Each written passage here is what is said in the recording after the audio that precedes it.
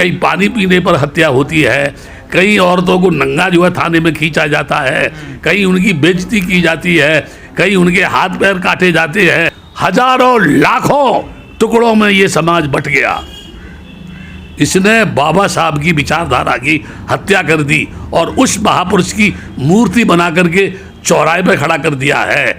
जहां वो गूंगा है, जहां वो बोल नहीं सकता है, उसके हाथों को काट दिया है, उसके संविधान के साथ खिलवाड़ हो रहा है। अगर तुम मंदिर में धक्के खाते हो तो तुम मूर्ख हो, तुम पागल हो। वहां तुमको त्याग देना चाहिए, उधर पीठ कर लेनी चाहिए और आज ही लोगों को संकल्प लेना चाहिए। जो धार्मिक ग्रंथ मानव समाज को टुकड़ों में बांटते हैं, जो धार्मिक ग्रंथ ऊंच नीच का संदेश देते हैं, जो धार्मिक ग्रंथ किसी एक जाति को मंदिर में पूजा करने का अधिकार देते हैं तो किसी एक जाति को मंदिर में घुसने का अधिकार नहीं देते, जो धार्मिक ग्रंथ कल्पना के उसके महल के ऊपर खड़े हुए हैं, जो धार्मिक ग्रंथ आदमी को मानसिक गुलाम बना रहे हैं, उन धार्मिक ग्रंथों को एकत्र करो और केरोसिन का तेल डाल के उसमें आग लगा दो। तब इस देश में आदमी की बुद्धि का विकास होगा और मानसिक गुलामी से स्वतंत्र होगा।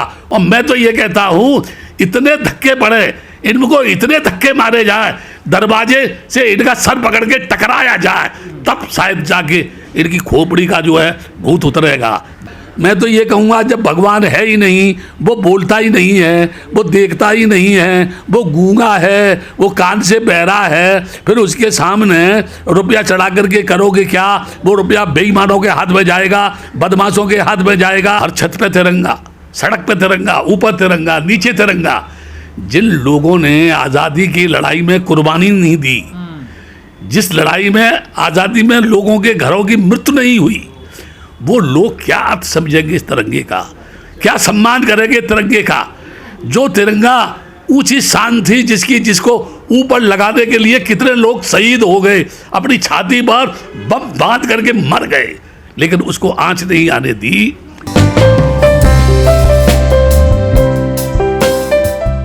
बाबा साहब को सारी दुनिया मानती है, क्योंकि बाबा साहब के तर्कों का दुनिया के पास कोई जवाब नहीं है। He was a learned man, यानी हाईली एजुकेटेड मैन था वो आदमी जो है, जिसने भारत के संविधान की रचना की। इतने वर्ष होने के बाद भी मैं भारत के उन लोगों से पूछता हूँ जो बाबा साहब की बात करते हैं। बाबा साहब ने हमको सब कुछ दिया। अगर कोई मुझे पूछे तो सबसे ज़्यादा दोषी वो लोग हैं जो ये कहते हैं हम बाबा साहब के अनुयायी हैं, बाबा साहब हमारे हैं। एक बाबा जिसको लोग बाबा साहेब कहते हैं, पूरे देश को हिला देता है। उस पार्लियामेंट में संविधान बनाते समय उनके तर्कों का उत्तर देता है, अपनी बात उनके सामने रख करके उनको मनवाने के लिए मजबूर करता है, बाध्य करता है। तो मैं ये कह सकता हूँ, बाबा साहब के आदर्शों की, बाबा साहब के विचारों की, बाबा साहब के संघर्ष की, बाबा साहब के इतिहास की अगर किसी ने हत्या की है, अगर किसी ने उनके नाम पर किसी को लूटा है, अगर किसी ने उसके संविधान के बनाए हुए संविधान के चिथड़े उड़वाए हैं, तो वो लोग हैं जो ये कहते हैं बाबा साहब हमारे हैं। अगर बाबा साहब तुम्हारे हैं तो फिर भारत की धरती पर ऐसा क्यों? अगर बाबा साहब तुम्हारे हैं तो संविधान के साथ खिलवाड़ क्यों? यदि बाबा साहब तुम्हारे हैं तो इस धर्म देश में ऐसा क्यों? मैं एक बार यहाँ आपके चैनल से आम देश के नागरिकों से कहना चाहता हूँ, सभी से, एक जाति से नहीं, सभी से कहना चाहता हूँ, अगर महिला लोगों को जन्म देना बंद कर दे तो जो तुमने हजारों लाखों मंदिर बनाए हैं उनमें कौन जाएगा? जिसने तुमको पैदा किया उसको ही तुम वहाँ जाने से रोक रहे हो। ये न्याय है या अन्याय है? लेकिन कहा जा रहा पैसे की डिमांड हो रही थी। तब फिर मैं ये कहूँगा, जहाँ पैसे की डिमांड है तो क्या भगवान को उन्होंने खरीद लिया है? वो भगवान अंधा है क्या? उस भगवान को दिखता नहीं है? लगता है उस भगवान ने ही लुटेरों को सर्टिफिकेट दे दिया है? लगता है उस भगवान ने ही लोगों से कहा कि तुम लूटो मेरे नाम पर, तुम लूटो मेरे नाम पर। मैं तो ये कहूँगा जब भगवान है ही नहीं, वो बोलता ही नहीं है, वो देखता ही नहीं है, वो गूंगा है, वो कान से बहरा है, फिर उसके सामने रुपया चढ़ा करके करोगे क्या? वो रुपया बेईमानों के हाथ में जाएगा, बदमाशों के हाथ में जाएगा। आज जितने भी हमारे देश के बड़े बड़े मंदिर हैं, ईडी नेताओं के जा पड़ती है, ईडी किसी मंदिर में क्यों नहीं पड़ती है? उनके खजाने पे ईडी क्यों नहीं पड़ती है? ऐसा क्यों है? ऐसा इसलिए है, ये सब बेईमानों की चौकड़ी है। और विशेषकर मैं उस नेत्री अभिनेत्री से कहूँगा कि वह अलख जगाए भारत की धरती पर, जहाँ नारी का सम्मान नहीं है, जहाँ महिला का सम्मान नहीं है। वो महिला जो है पुरुषों का गला पकड़ के पूछे, हमारे बगैर तेरे अस्तित्व का कोई भी जो है अस्तित्व नहीं है तेरा। क्योंकि कहते हैं महादेव में आधी पार्वती है, आधे शंकर है। तो हर नारी के अंदर आधी औरत है, आधा नर है। नर और नारी एक में ही हैं। फिर इस धर्म प्रधान देश में महिला के ऊपर अत्याचार क्यों? यही नहीं, कहीं पानी पीने पर हत्या होती है, कई औरतों को नंगा जो है थाने में खींचा जाता है, कहीं उनकी बेइज्जती की जाती है, कहीं उनके हाथ पैर काटे जाते हैं, कहीं उनको लूटा जाता है। सैकड़ों संस्थाएं बनती हैं, सैकड़ों नेता बनते हैं, सैकड़ों नेता ठेका लेते हैं बाबा साहब के मिशन को पूरा करने के लिए। बाबा साहब ने कहा था संगठित रहो, हजारों लाखों टुकड़ों में ये समाज बट गया। इसने बाबा साहब की विचारधारा की हत्या कर दी और उस महापुरुष की मूर्ति बना करके चौराहे पे खड़ा कर दिया है। जहाँ वो गूंगा है, जहाँ वो बोल नहीं सकता है, उसके हाथों को काट दिया है, उसके संविधान के साथ खिलवाड़ हो रहा है। काश इस समाज के लोगों ने डॉक्टर अम्बेडकर की विचारधारा को अपना लिया होता, मान लिया होता, उस पर चल रहा होता, उसको अपने जीवन में उतार लिया होता, तो चौराहे पर मूर्ति लगाने की आवश्यकता नहीं थी। वो तो हमारे जिस्म के खून की एक एक बूंद के अंदर होना चाहिए था। भला हो उसके जीवन के संघर्ष का, जिसने कम से कम ये अधिकार तो दिया कि तुम कहीं भी जा सकते हो। उसके बाद भी अगर तुम मंदिर में धक्के खाते हो तो तुम मूर्ख हो, तुम पागल हो। वहाँ तुमको त्याग देना चाहिए, उधर पीठ कर लेनी चाहिए। और आज ही लोगों को संकल्प लेना चाहिए। जो धार्मिक ग्रंथ मानव समाज को टुकड़ों में बांटते हैं, जो धार्मिक ग्रंथ ऊंच नीच का संदेश देते हैं, जो धार्मिक ग्रंथ किसी एक जाति को मंदिर में पूजा करने का अधिकार देते हैं तो किसी एक जाति को मंदिर में घुसने का अधिकार नहीं देते, जो धार्मिक ग्रंथ कल्पना के उसके महल के ऊपर खड़े हुए हैं, जो धार्मिक ग्रंथ आदमी को मानसिक गुलाम बना रहे हैं, उन धार्मिक ग्रंथों को एकत्र करो और केरोसिन का तेल डाल के उसमें आग लगा दो। तब इस देश में आदमी की बुद्धि का विकास होगा और मानसिक गुलामी से स्वतंत्र होगा। उसे किसी भी मंदिर में जाने की जरूरत नहीं। आदमी को देखना चाहिए, आदमी को आदमी से प्रेम करना चाहिए। और जिस दिन दुनिया का आदमी उस परमात्मा का बहिष्कार कर देगा, इन मंदिरों में कोई नहीं जाएगा, ताले लग जाएंगे, उस पर बैठे हुए पुजारी भूखे मरेंगे, थैला लेके गली गली कूचे कूचे में रोटी मांगेंगे। और दुनिया का कोई भी सृष्टि का मालिक, कोई भी देवता इनकी रक्षा करने के लिए नहीं आएगा। ये मेरा चैलेंज है। सवाल आस्था का है ना सर? आस्था तो पागलों में होती है, समझदारों में नहीं होती है। आस्था बाप के प्रति क्यों नहीं है? आस्था माँ के प्रति क्यों नहीं है? आस्था भाई के प्रति क्यों नहीं है? आस्था मानव के प्रति क्यों नहीं है? आस्था पति के प्रति क्यों नहीं है? आस्था देश के प्रति क्यों नहीं है? आस्था इंसान के प्रति क्यों नहीं है? और जिसको देखा नहीं है उसके ऊपर आस्था उत्पन्न करना, मैं समझता हूँ ये भय है। सदियों से समाज के दिमाग में ऊपर बैठा हुआ है। उसने हमको बनाया, उसने हमको गुलाम बनाया है।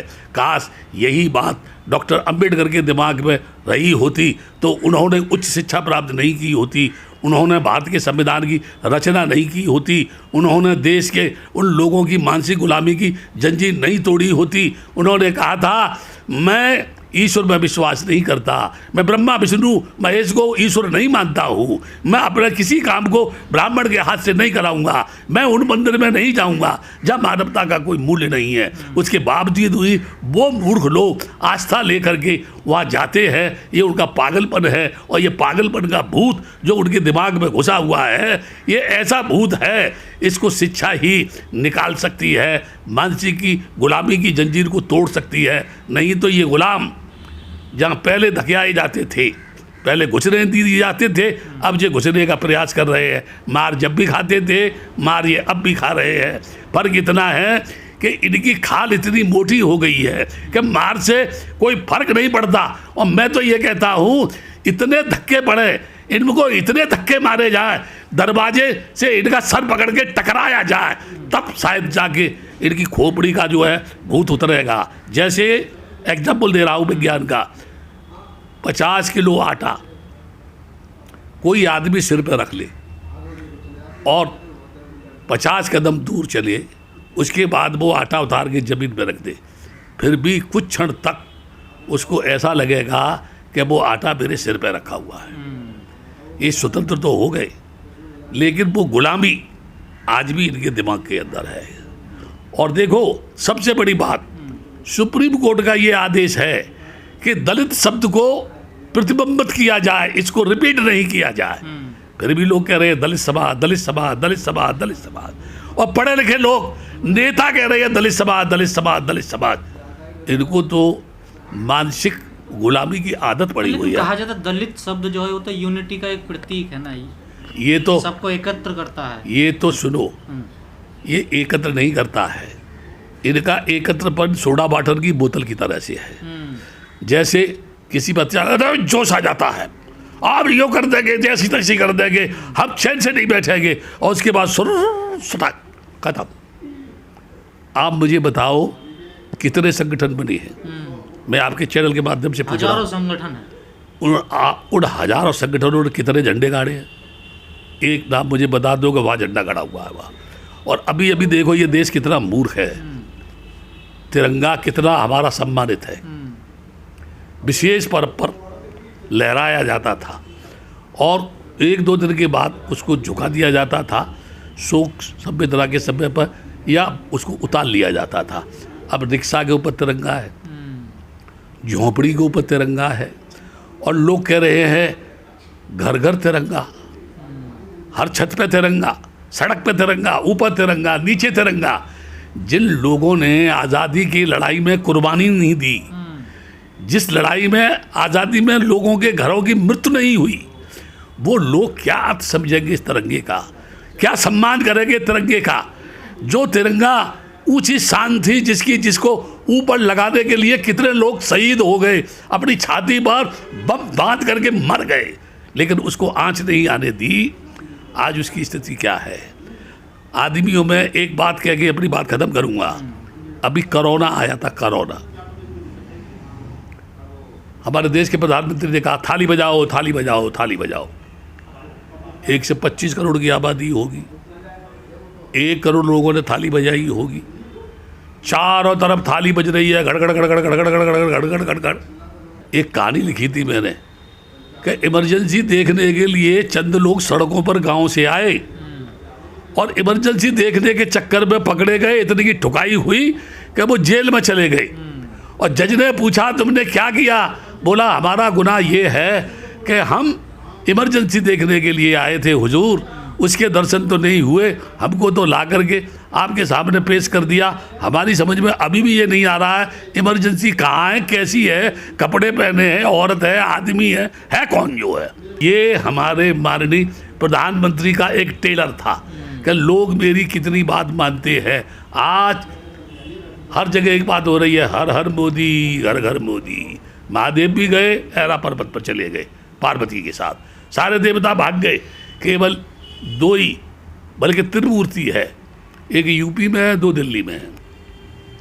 त्रिमूर्ति जो बोलती है लोग फॉलो करते हैं।